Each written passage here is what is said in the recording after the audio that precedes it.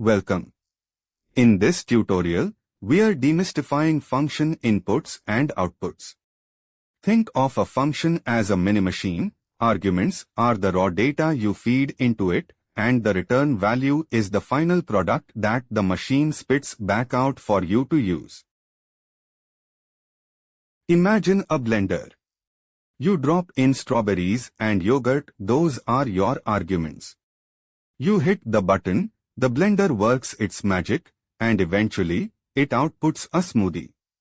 That smoothie is your return value. Without that return, the blender would just keep the smoothie inside, and you'd have no way to drink it.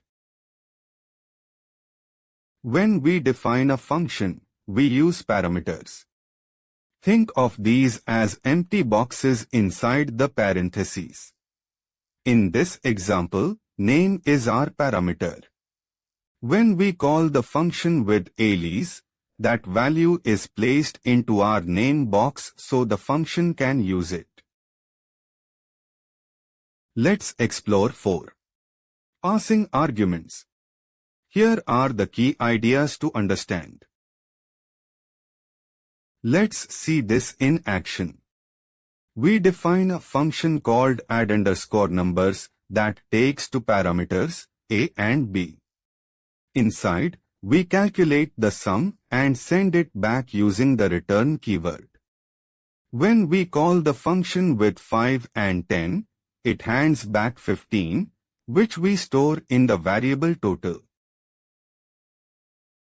Variables created inside a function have what we call local scope. This means they live only while the function is running. If you try to access the result variable from outside the function, Python will raise a name error because that variable simply doesn't exist to the rest of your program. Here is a crucial tip: don't confuse print with return. Printing just displays text on the screen for you to see.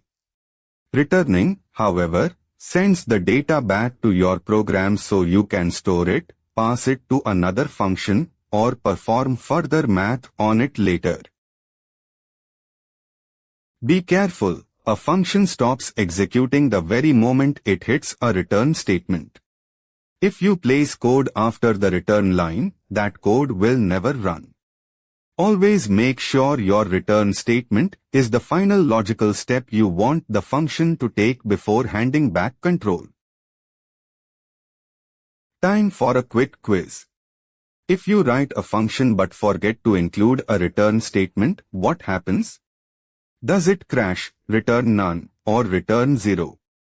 The answer is B. Python automatically returns none if no return value is explicitly defined.